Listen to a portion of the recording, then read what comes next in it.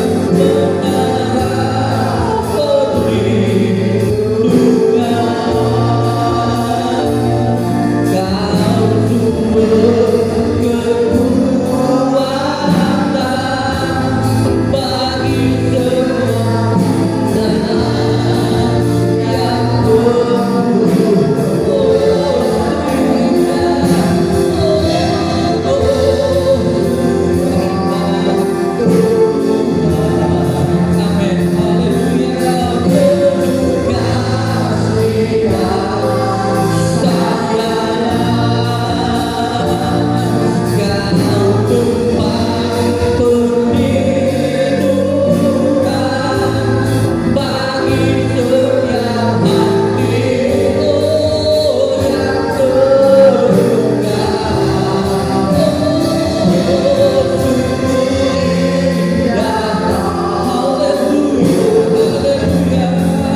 Oh,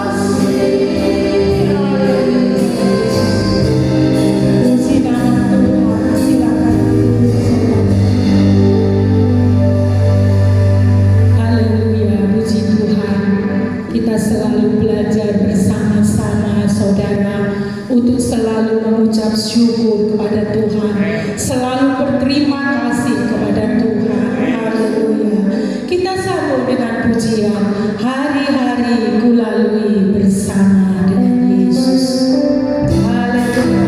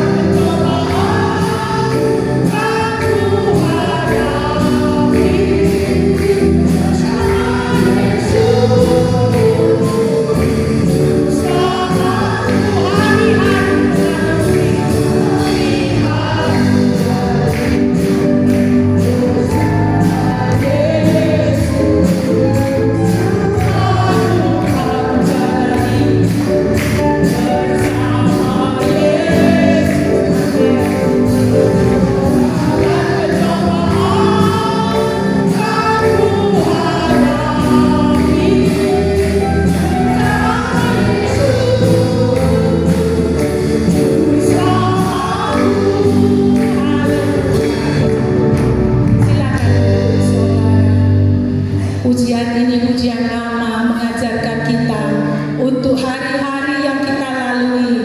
Dinamika dalam kehidupan ini silih berganti. Kita tetap berjalan bersama dengan Yesus. Amin saudara. Ini pengalaman saudara. Kita sambung dengan pujian. Puji Tuhan selalu dalam setiap waktu. Inilah kekuatan kita saudara. Kita terus memuji Dia agar apapun yang Tuhan izinkan terjadi, kita tetap bersukacita. Amin. Haleluya.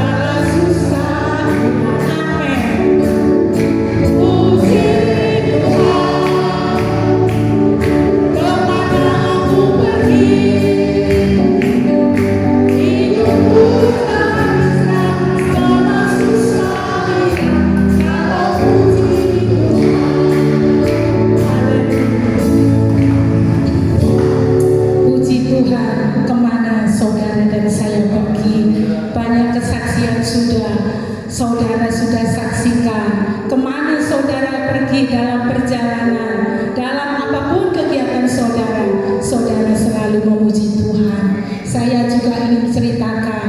Saya bertugas itu sebagai petugas lapangan, saudara.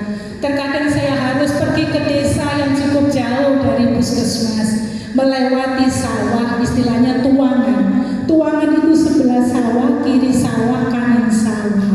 Pada siang hari tentunya sepi, saudara, tidak ada orang, jarang orang lewat. Tapi saya harus lewat situ karena itu yang mempercepat ke tempat tujuan. Saya terus memuji Tuhan dengan naik sepeda motor. Tuhan nyatakan pertolongannya, Tuhan nyatakan penyertaannya. Memang kasat mata seperti dia tidak ada, tetapi batin ini, saudara, merasakan bahwa dia menyertai. Amin. Puji nama Tuhan. Ini pengalaman, saudara. Oleh karenanya terus kita memuji dia, terus kita terhubung dengan dia, agar hati ini terus bergembira, terus bersukacita. Kita naikkan pujian ini sekali lagi. Kita bangkit berdiri. Kita imani bahwa benar memuji dia, hati kita diberi sukacita yang melimpah. Amin. Haleluya.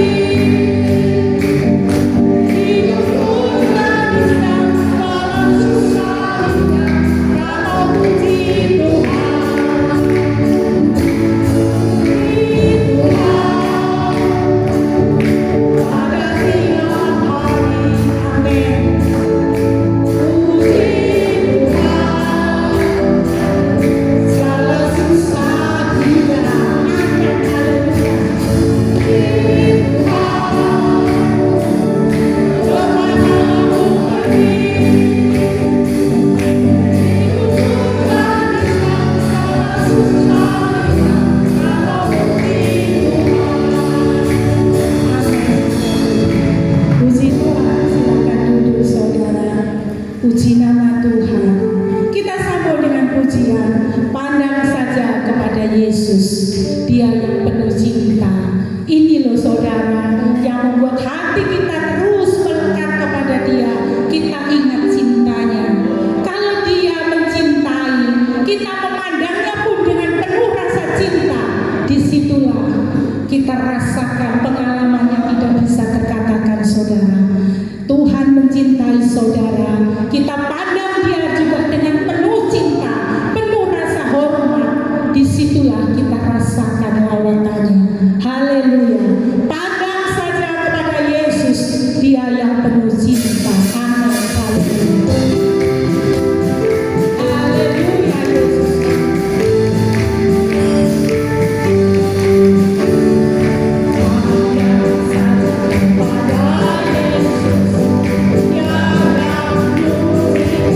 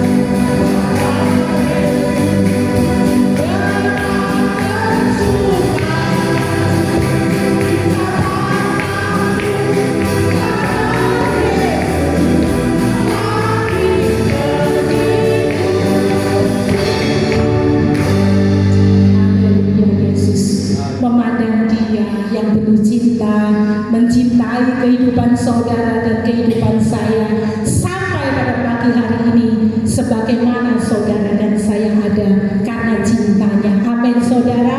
Haleluya, puji nama Tuhan. Sebentar kita akan menerima kebenaran firman Tuhan. Mari sama-sama kita bangkit berdiri. Kita sudah memandang cintanya dan kita sudah merasakan cintanya memelihara hidup saudara dan saya. Oleh karenanya kita tidak usah takut karena Dia yang menjaga. Kita tidak usah bimbang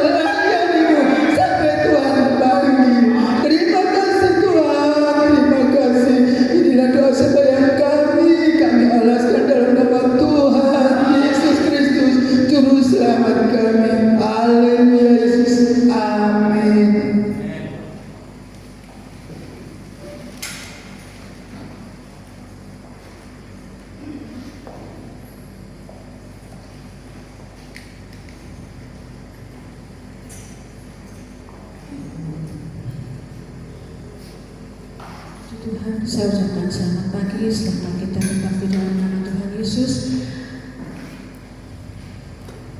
Kesempatan yang indah sekali lagi Tuhan masih memberikan dalam kehidupan kita untuk kita boleh berbakti, kita memuji, kita menyembah, terlebih kita membalas kasih yang tidak pernah berkesudahan di dalam kehidupan kita. Kalau pujian yang baru saja kita nyanyikan El Shaddai, El Shaddai, Allah Maha Kuasa, karena memang Dia adalah Allah yang besar, Allah yang selalu memberkati kehidupan kita, Allah yang selalu menyatakan kasih-Nya dalam bentuk apapun saudara. Dia tidak pernah meninggalkan kita. Puji Tuhan, pada saat pagi hari ini saya ingin berbicara tentang sentuhan dan kehadiran Tuhan. Sentuhan dan kehadiran Tuhan. Kita akan langsung membuka Alkitab kita di dalam Injil Markus pasal yang kelima, ayat yang ke-25 sampai ayat yang ke-34. Markus pasal yang kelima, ayat yang ke-25 sampai ayat yang ke-34. Kalau sudah, saya akan membacakan untuk kita semua. Adalah di situ seorang perempuan yang sudah 12 tahun lamanya menderita pendarahan. Ia telah berulang-ulang diobati oleh berbagai tabib sehingga telah dihabiskannya segala yang ada padanya, namun sama sekali tidak ada faedahnya, malah sebaliknya keadaannya makin memburuk. Dia sudah mendengar berita-berita tentang Yesus, maka di tengah-tengah orang banyak itu ia mendekati Yesus dari belakang dan menjamah jubahnya, sebab katanya, asal ku jamah saja jubahnya, aku akan sembuh. Seketika itu juga berhentilah pendarahannya dan ia merasa bahwa badannya sudah sembuh dari penyakitnya. Pada ketika itu juga Yesus mengetahui bahwa ada tenaga yang keluar dari dirinya. Lalu ia berpaling di tengah orang banyak dan bertanya, siapa yang menjamah jubahku? Murid-muridnya menjawab, engkau melihat bagaimana orang-orang ini berdesak-desakan dekatmu dan engkau bertanya, siapa yang menjamah aku?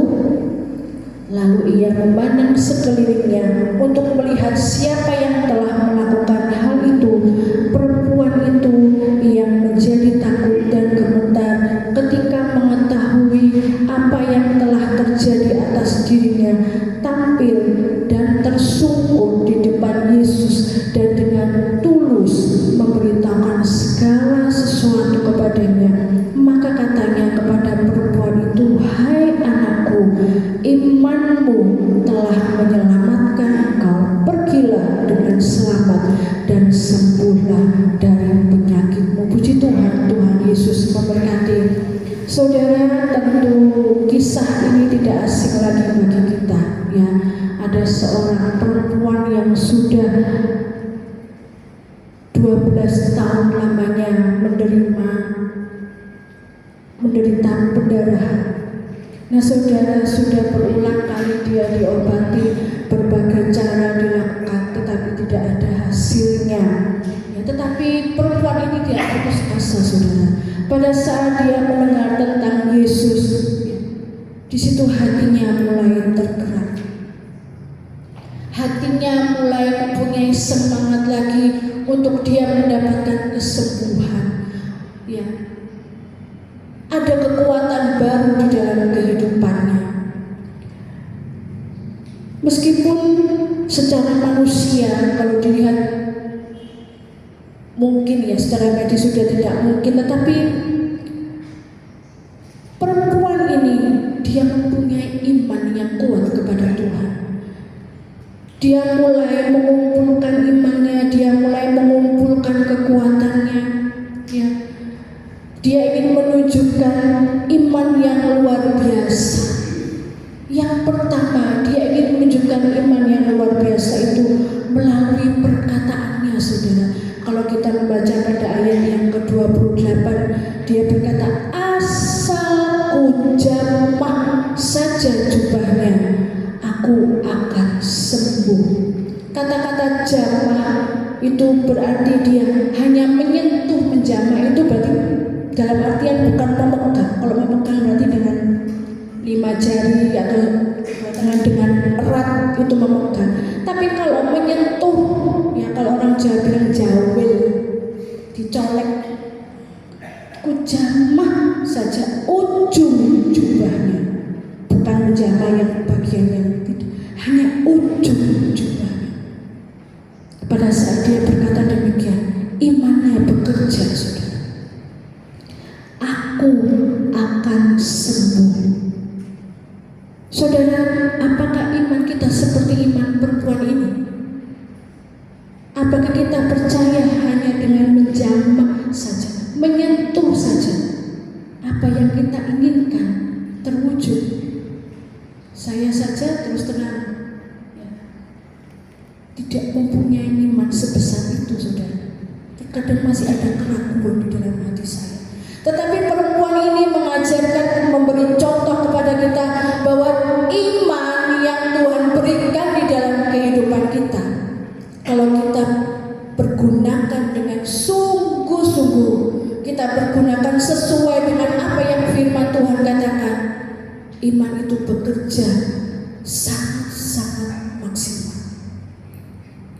Asal ku jamah saja ujung jubahnya, maka aku akan sembuh. Saudara, kita bisa melakukan, kita bisa mempergunakan iman itu dimanapun kita berada, saudara. Ya, tidak harus di dalam gereja, di rumah, di tempat kita bekerja. Iman itu harus tetap ada di dalam kehidupan kita. Kita akan membuka di dalam Amsal pasal yang ke-18 ayat yang ke-21. Amsal 18 ayat yang ke-21.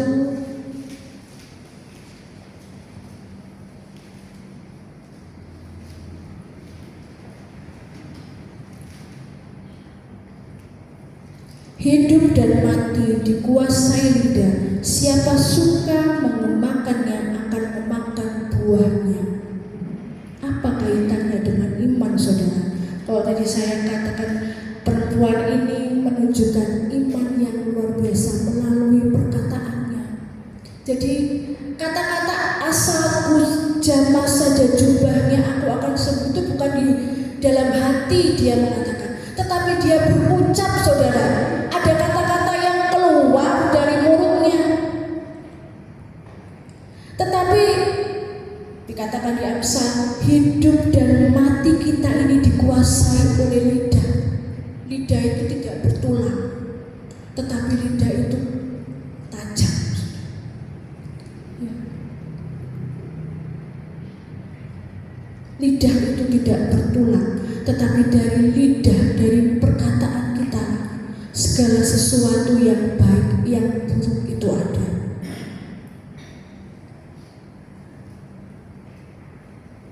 Di dalam Yakobus 3 ayat yang ke-9 dan ayat yang ke-10.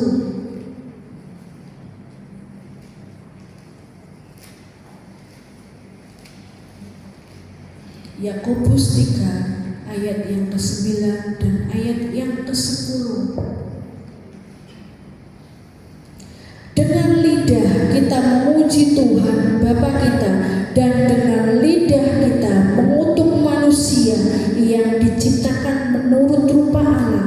Dari mulut yang satu keluar berkat dan kutuk. Hal ini, saudara-saudaraku, tidak boleh demikian terjadi.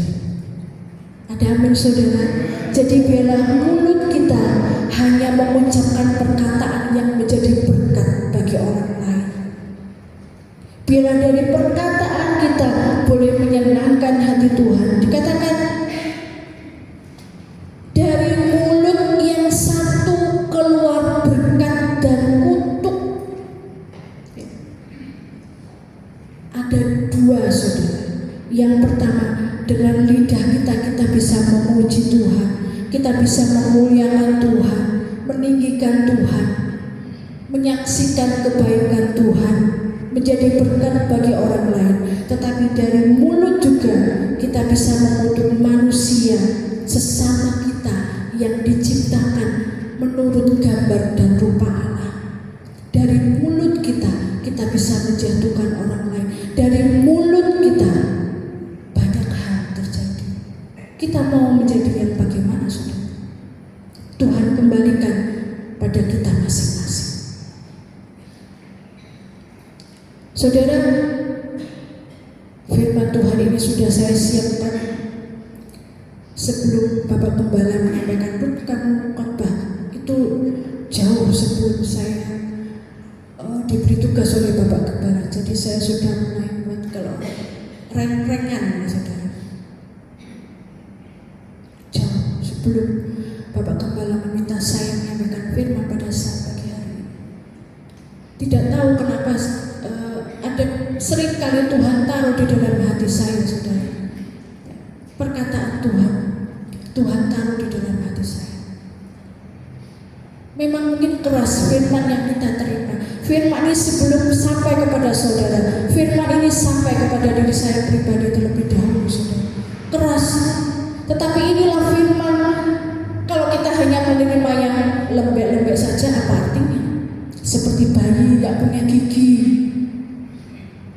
Biarlah apapun firman yang kita terima, mau firman itu lembek, mau firman itu keras, boleh menjadi berkat bagi kita semua. Dan saudara, kembali lagi, melalui mulut kita bisa menjadi berkat. Melalui mulut kita bisa menjadi kutuk bagi orang lain. Tetapi Yakobus menekankan kepada kita bahwa kecenderungan manusia, kecenderungan, ya, tidak semua, kecenderungan manusia itu mudah berdosa lewat perkataan.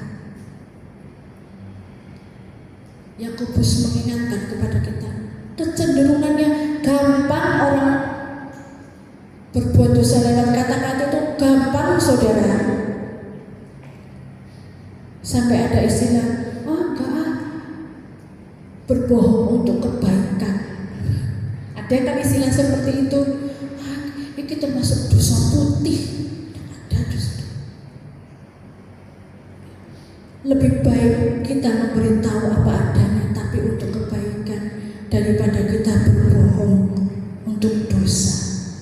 Tidak ada dosa putih, yang ada dosa itu hitam, saudara. Ya. Tapi marilah kita menjadi anak-anak Tuhan yang selalu mengucapkan perkataan-perkataan yang mengandung berkat bagi orang lain. Di dalam Yakobus 3 tadi, ayat yang ke-6. Yakobus 3 ayat yang ke-6 dikatakan, lidah pun adalah api yang merupakan suatu dunia kejahatan dan mengambil tempat di antara anggota-anggota tubuh kita sebagai sesuatu yang dapat menodai seluruh tubuh dan menyalakan roda kehidupan kita, sedang ia sendiri dinyalakan oleh api neraka. Ngeri, saudara. Dia tidak bertulang, tetapi dikatakan lidah pun adalah api. Ia merupakan suatu dunia kejahatan. Kecil, saudara.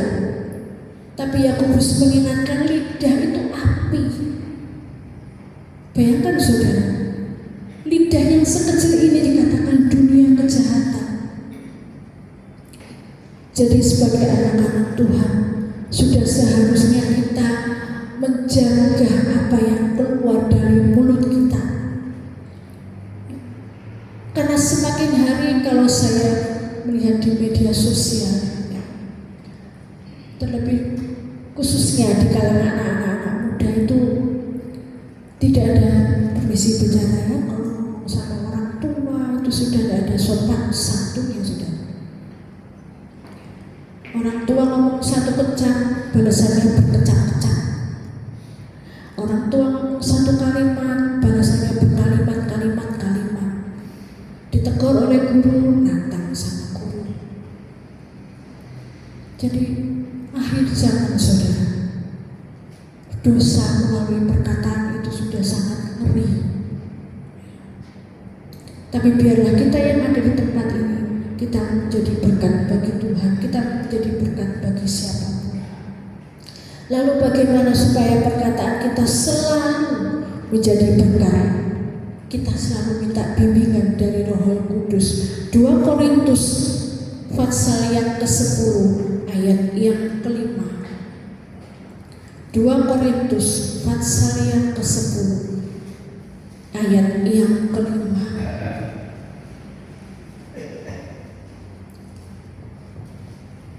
Kami mematahkan setiap siasat orang dan merubuhkan setiap kubu yang dibangun oleh keangkuhan manusia untuk menentang pengenalan akan Allah. Kami menawan segala pikiran dan menaklukkannya kepada Kristus. Jadi biarlah Tuhan Yesus Kristus melalui Roh Kudus-Nya yang dapat menawan setiap perkataan kita, sehingga apapun yang kita berkatakan, apapun yang keluar dari mulut kita hanya berkat bagi orang lain, hanya sesuatu yang menyenangkan hati Tuhan. Saudara, mari ya, kita selalu mengundang Roh Kudus di dalam setiap langkah kehidupan kita, dimanapun kita berada. Jangan lupa, sebelum kita melangkah keluar, kita berdoa kepada Tuhan supaya Tuhan menjaga setiap langkah kita, setiap pikiran kita, setiap perbuatan kita, setiap perkataan kita. Ya. Doa tidak perlu panjang-panjang, asal Tuhan menolong kehidupan kita. Yang kedua, tadi yang pertama menunjukkan iman yang luar biasa melalui perkataan. Yang kedua, melakukan apa yang kita perkatakan. Melakukan berarti ada tindakan, ya saudara. Melakukan apa yang kita perkatakan. Di dalam Markus 5 tadi ayat yang ke-27, kita kembali lagi ya saudara sebentar. Markus 5 ayat yang ke-27, dia mendengar berita-berita tentang Yesus, maka di tengah-tengah orang banyak itu ia mendekati Yesus dari belakang dan menjamah jubahnya. Kalau perempuan ini hanya ngomong tok, ya, asal ku jamah jubahnya aku pasti sembuh, cuma angan-angan, cuma ngomong tok, ya tidak ada apa-apanya saudara. Tetapi perempuan ini dia ada tindakan, dia melakukan apa yang dia ucapkan. Ia mendekati Yesus dari belakang dan menjamah jubahnya. Artinya apa saudara? Jangan kita hanya menjadi orang yang hanya pandai berkata-kata, tetapi kita juga pandai melakukan firman Tuhan. Tidak mudah memang melakukan firman-Nya, tetapi setidaknya kita punya usaha untuk melakukan firman Tuhan. Karena Tuhan tahu, oh si A sudah berusaha melakukan firman. Tuhan tidak minta yang harus ini, tidak sudah. Asal kita melakukan apa yang sudah kita katakan, melakukan setiap firman Tuhan. Di dalam Matius 23 ayat yang ke-13.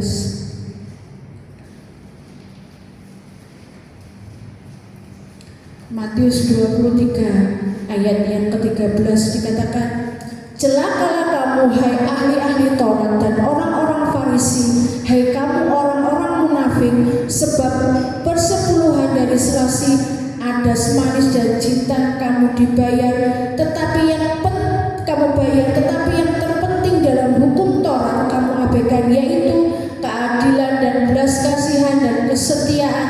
Yang satu harus dilakukan dan yang lain jangan diabaikan. Yang saya ingin tekankan kata-kata yang pertama, celakalah kamu hai ahli-ahli Taurat dan orang-orang Farisi, hai orang-orang munafik. Kata-kata Yesus ini merupakan kecaman atau teguran keras pada pemimpin agama dan guru-guru palsu, saudara. Karena pada zaman itu ahli-ahli Taurat dan orang-orang Farisi itu pintar banget firman Tuhan. Kalau apa ya, zaman saya sekolah dulu ngelontok, pelajaran itu sudah ngelontok. Jadi tidak usah belajar, udah ngerti, udah hafal. Zaman saya sekolah SMA dulu, wis iso ulang-ulang, iso ngelontok aku yang hafal. Ahli-ahli Taurat, orang-orang Farisi itu sudah hafal firman Tuhan. Kok ditanya pasal ini, kitab ini langsung, tetapi dia tidak pernah melakukan firman Tuhan. Orang-orang Farisi hanya pintar ngomong saja, ahli-ahli Taurat hanya pintar menasehati saja, tapi mereka tidak pernah melakukan firman Tuhan. Apa gunanya? Apa artinya firman yang dia hafal? Apa gunanya firman yang dia ucapkan? Tidak ada artinya, karena tidak pernah melakukan firman Tuhan. Tetapi kita mau menjadi anak-anak Tuhan yang benar-benar melakukan firman Tuhan, saudara, memang tidak mudah. Tadi dikatakan perempuan ini mendekat dari belakang. Mungkin ya, hanya ada jalan dari belakang, ada sedikit longgar sehingga dia menempuh jalan dari belakang untuk menjamah ujung dari jubah Yesus. Dia nggak berpikiran yang muluk-muluk, aku harus depan menghadap Tuhan, tak akan seperti ini. Ya kayak main permainan gobak sodor itu kan gini ya saudara. Tidak seperti itu pemikirannya. Apa tak kagati Tuhan Yesus dari depan? Ya Tuhan kan. Dia hanya mencari celah kecil sehingga dia dapat mendekat. Mencari celah kecil, mendekat dan menjamah ujung dari jubah Yesus. Kata-kata mendekat kalau boleh saya artikan, pada saat kita berdiam diri di bawah kaki Tuhan, mendekat kepada Tuhan, kita berdoa kepada Tuhan. Berdoa kepada Tuhan itu tidak perlu yang ramai. Berdoa kepada Tuhan itu tidak perlu kita pamer sama orang. Kan firman Tuhan bilang, masuklah ke dalam bilik, ke dalam kamar, tutup pintu. Hubungan pribadi kita dengan Tuhan, saudara. Mendekat kepada Tuhan. Tadi saya katakan tidak mudah untuk perempuan ini dapat mendekat kepada Tuhan, karena ada begitu banyak rintangan yang harus dia hadapi. Kembali di dalam kitab Yakobus 2 ayat yang ke-26.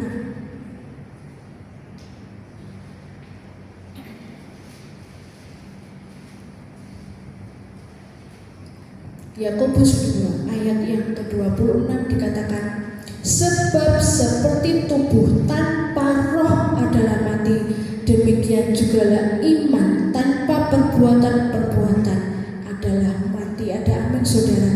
Jadi kalau Tuhan sudah memberi kita iman, Tuhan sudah memberi kita rasa percaya, mari kita berbuat, kita melakukan apa yang menjadi iman di dalam kehidupan kita. Ada rintangan-rintangan yang harus perempuan ini hadapi. Yang pertama, keadaan tubuh yang lemah. Bayangkan saudara, 12 tahun. 12 tahun itu bukan waktu yang singkat, saudara.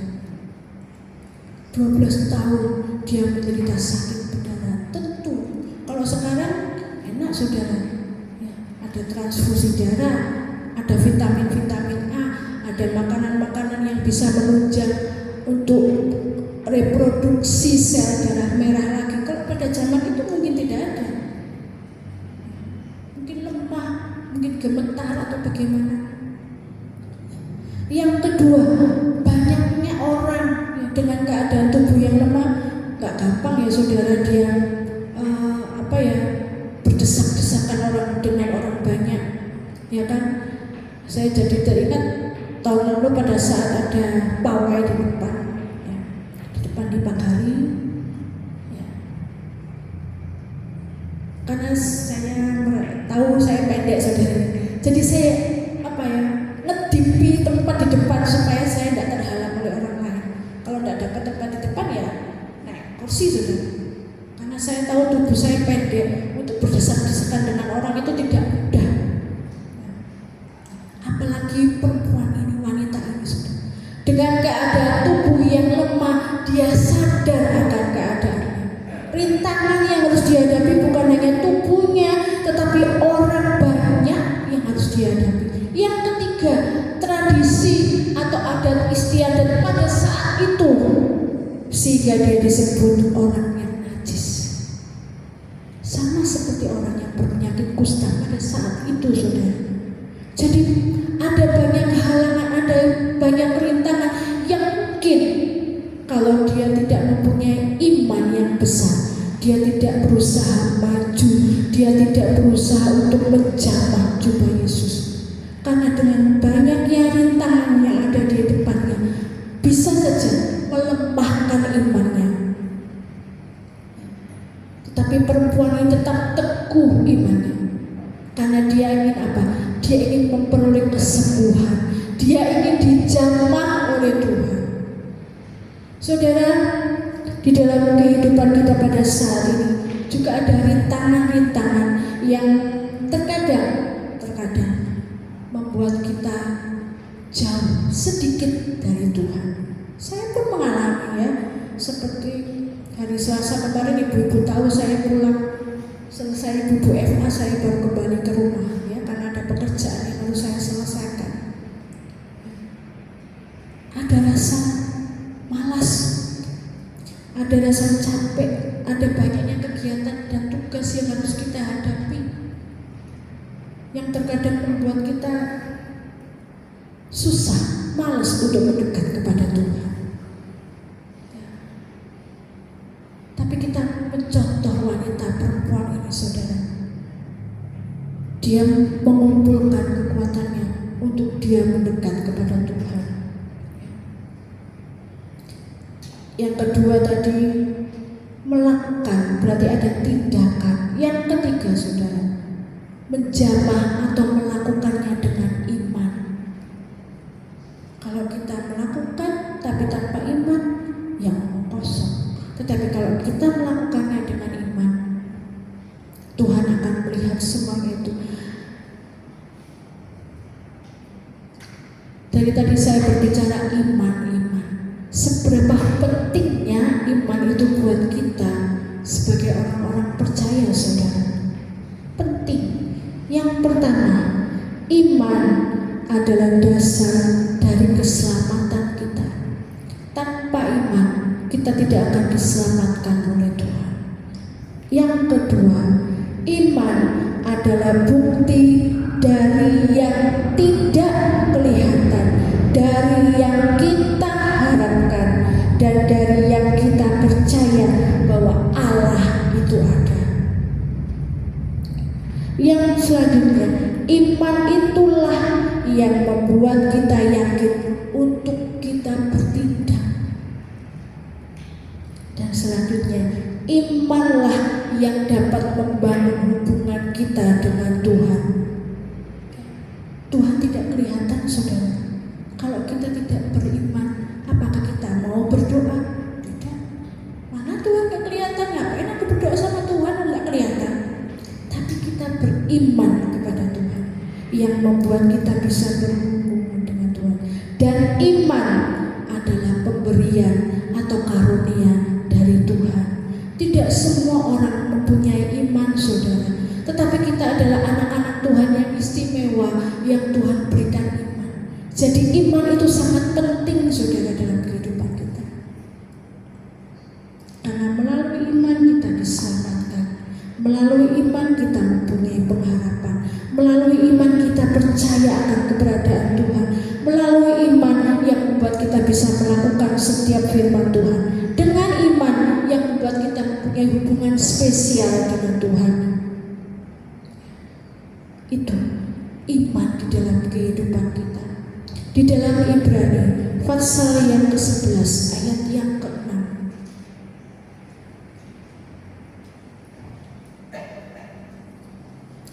Ibrani pasal yang ke-11 ayat yang ke-6 dikatakan, tetapi tanpa iman tidak mungkin orang berkenan kepada Allah, sebab barang siapa berpaling kepada Allah, ia harus percaya bahwa Allah ada dan bahwa Allah memberi upah kepada orang yang sungguh-sungguh mencari Dia. Amin, saudara. Tanpa kita berkenan kepada Tuhan. Kalau kita tidak diperkenan oleh Tuhan, bagaimana sudah? Tidak ada pengharapan di dalam kehidupan kita, tidak ada keselamatan yang kita terima. Kita tidak bisa berhubungan dengan Tuhan. Kita tidak bisa berdoa kepada Tuhan. Kita tidak bisa memuji Tuhan, tidak bisa memuliakan Tuhan tanpa iman.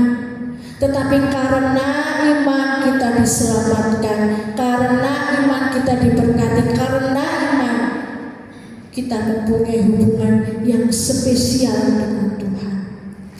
Saudara, sebagai anak Tuhan, kita harus memiliki iman yang teguh kepada Tuhan Yesus.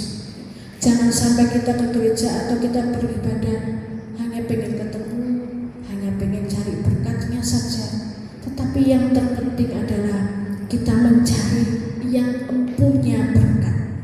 Kita mencari Sang Pemberi itu, Sang Pemberi kehidupan, Sang Pemberi pengharapan, Sang Pemberi segala-galanya di dalam kehidupan kita.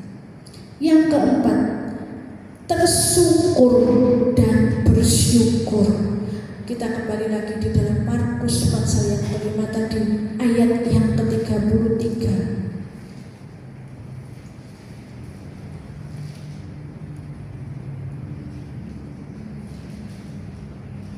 Markus 5 ayat yang ke-33. Perempuan itu yang menjadi takut dan gemetar ketika mengetahui apa yang telah terjadi atas dirinya, tampil dan tersyukur di depan Yesus dengan tulus memberitahukan segala sesuatu kepadanya. Tersyukur, tersyukur, kita berlutut di bawah kaki Tuhan. Dikatakan memberitahukan segala sesuatu kepada Tuhan. Tuhan memberikan hak istimewa kepada kita. Kita mau cerita apapun kepada Tuhan. Segala sesuatu yang kita alami, saudara, Tuhan mau mendengarkan. Bukan hanya mendengar, tapi Tuhan mau memberi jalan keluar. Tuhan mau menolong. Tersyukur. Tersyukur itu lebih dari berlutut, saudara. Tersyukur itu berarti sampai kepala itu sudah di bawah. Itu tersyukur. Teringat waktu saya pendidikan sekolah kitab, ada jam-jam pribadi kami bisa puasa, kami bisa berdoa kepada Tuhan. Dan seringkali pada saat kami ada jam-jam pribadi tersebut, pada saat kami semua berdoa, seringkali bukan hanya berlutut yang kami lakukan, ya, tapi kami tersyukur di dalam kepala. Ada rasa hancur hati kepada Tuhan.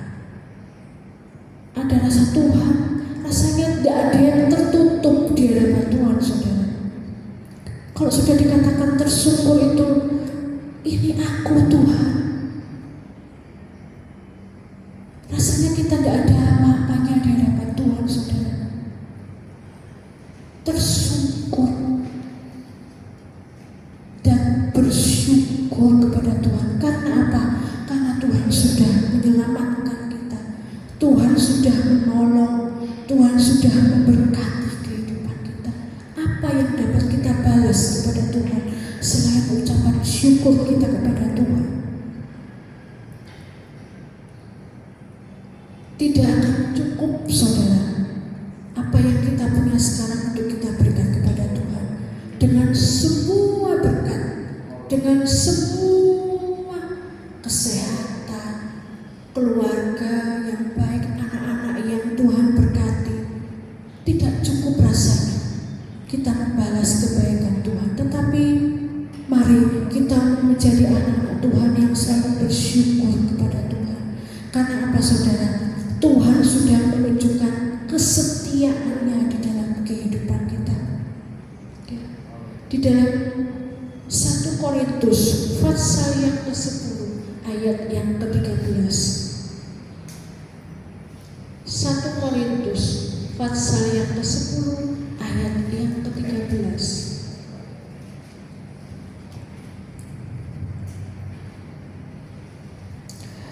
Pencobaan-pencobaan yang kamu alami ialah pencobaan-pencobaan biasa yang tidak melebihi kekuatan manusia, sebab Allah setia dan karena itu Ia tidak akan membiarkan kamu dicobai melampaui kekuatanmu. Pada waktu kamu dicobai, Ia akan memberikan kepadamu jalan keluar sehingga kamu dapat menanggungnya. Amin saudara. Saya, Bapak Gembala, Bapak Yoko tidak tahu pencobaan apa yang sudah saudara alami. Tetapi percaya saudara, mungkin saat ini saudara sedang menghadapi permasalahan, sedang menghadapi pencobaan. Percaya, Tuhan tidak pernah memberikan semua itu melampaui kekuatan kita. Ya. Mungkin secara manusia, mungkin orang lain melihatnya, weh kayak sinetron ya. Itu pernah saya alami saudara. Saya dengar dari perkataan, weh kayak sinetron. Tapi Tuhan bilang bukan sinetron. Pada saat Tuhan mengizinkan semua itu terjadi, berarti Tuhan punya rencana di dalam kehidupan kita. Dikatakan pada waktu kamu dicobai, Ia akan memberikan kepadamu jalan keluar sehingga kamu dapat menanggung. Ini janji Tuhan, saudara, bukan janji manusia.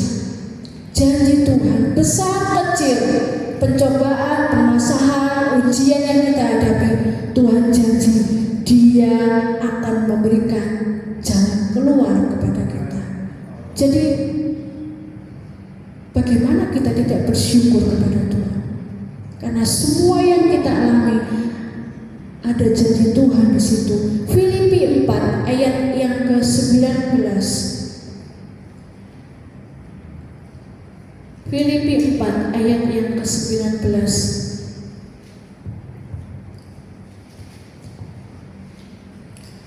Allahku akan memenuhi segala keperluanmu menurut kekayaan dan kemuliaannya dalam Kristus Yesus. Haleluya, amin saudara. Dia akan memenuhi segala keperluan kita menurut kekayaan dan kemuliaannya. Jadi alasan yang bagaimana lagi kita tidak bersyukur, kita tidak tersungkur di bawah kaki Tuhan? Tidak ada alasan saudara untuk kita tidak bersyukur kepada Tuhan. Mari kita harus selalu memiliki iman yang kuat kepada Tuhan Yesus. Bahkan dalam keadaan sulit sekalipun, jangan mudah putus asa.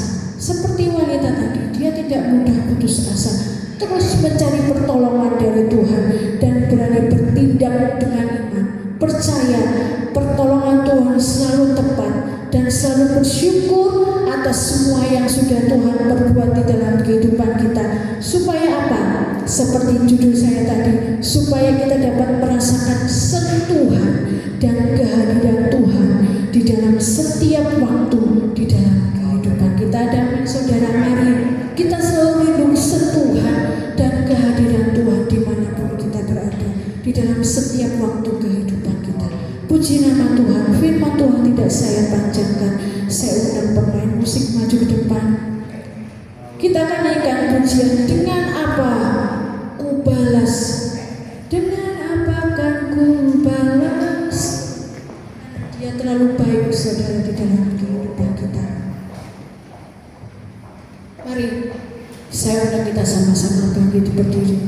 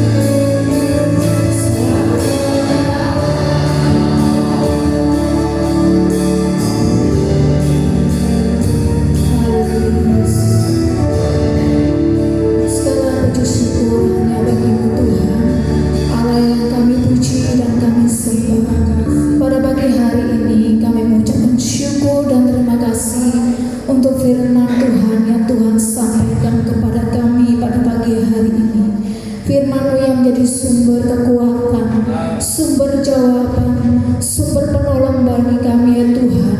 Terima kasih Tuhan.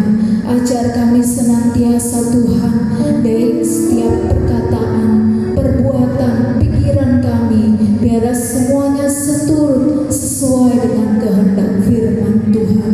Terima kasih Tuhan, pada pagi hari ini kami mengucapkan syukur atas semua yang Tuhan beri.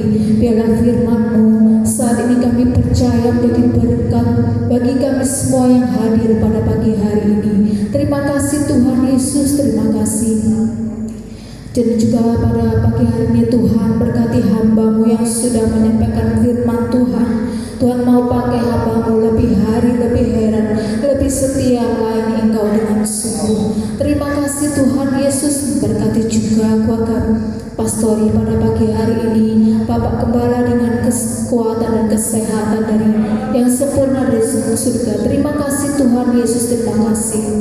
Dan juga memberkati Tuhan kami semuanya Tuhan, biarlah kami pulang membawa kemenangan dan juga berkat yang luar biasa dari Tuhan. Terima kasih Tuhan, tiba saatnya kami akan berikan korban persembahan. Biarlah apa yang kami berikan ya Tuhan boleh jadi berkat bagi pelayan pekerjaan di tempat ini ya Tuhan. Terima kasih Tuhan, kami beralaskan doa ini hanya di dalam satu nama, yaitu Tuhan Yesus Kristus yang menjadi sumber kekuatan bagi kami semuanya. Haleluya, haleluya, amin. Puji nama Tuhan. Sebentar kita akan memberikan persembahan. Bersama-sama kita naikkan pujian. Berilah yang baik, Tuhan sudah memberi yang terbaik dalam hidup saudara dan saya. Menyambung firman Tuhan, kita lakukan dengan iman agar kita semakin melihat manisnya Tuhan memelihara hidup saudara dan hidup saya. Amin. Haleluya. Berilah yang baik. Haleluya.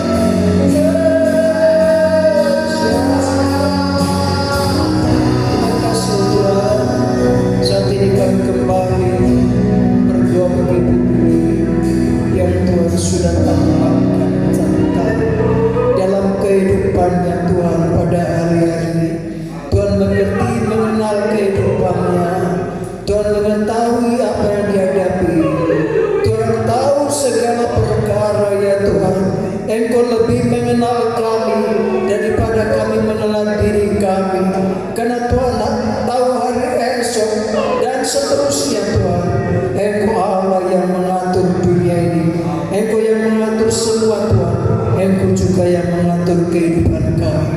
Kami percaya Tuhan menolong dan berkati dan menyertai dalam hidup ibu ini.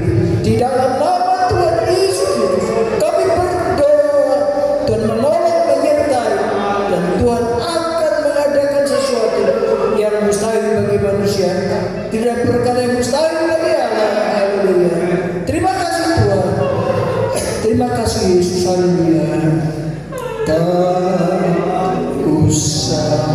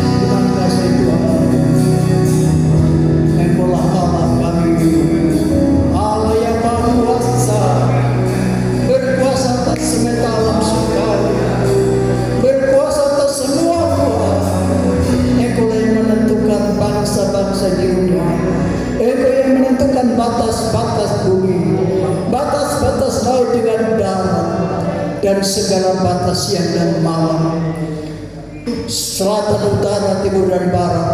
Engkau yang menentukan batas. Sebab itu kami bersyukur karena Engkau Allah kami yang kami sembah. Kami berbuat ibadah kepada Engkau. Oh Tuhan, iman kami adalah iman yang di dalamnya dengan ada kuasa yang bekerja dalam kehidupan kami. Biar iman kami bukan iman yang mati, tapi iman yang hidup, yang bertindak. Ada, oh Tuhan, ada tindakan-tindakan positif. Oh Tuhan, ada karakter yang positif. Haleluya. Terima kasih Tuhan.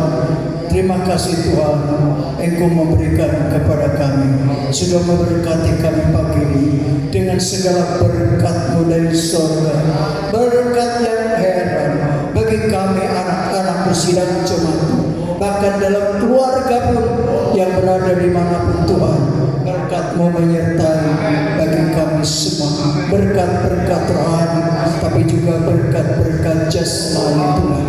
Haleluya, karena perjanjian Engkau kepada kami pegang perjanjian, kami pegang firman, dan kami melakukannya.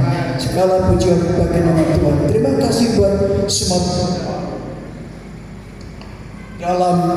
dalam segala perkara, dalam usaha, dalam pekerjaan, dalam tugas-tugas semua ya Tuhan. Terima kasih Tuhan. yang berjanji Allah setia adanya. Terima kasih Tuhan. Haleluya. Kami memuji Engkau karena berkat-berkat bagimu.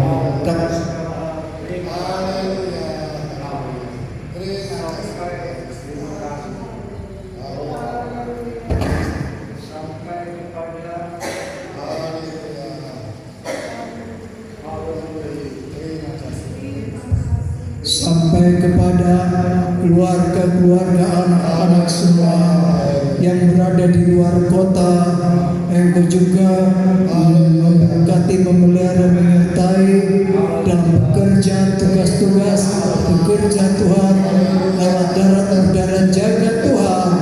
Kami juga berdoa bagi dia yang baru terjadi musibah, Engkau tolong dia Tuhan, jamah Tuhan, Engkau pulihkan dia Tuhan, tangannya yang mengalami musibah dalam hidupnya. Terima kasih Tuhan, tolong orang tuanya untuk dia selalu berserah kepada Tuhan.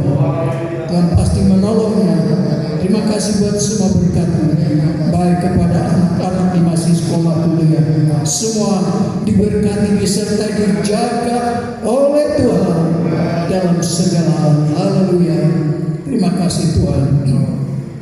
Bahkan aktivitas kami tiap hari, kami percaya Tuhan juga menolong dari pagi ke petang dalam segala hal. Terima kasih Tuhan. Haleluya. Kami memuji Engkau karena Engkau Allah kami. Bapa,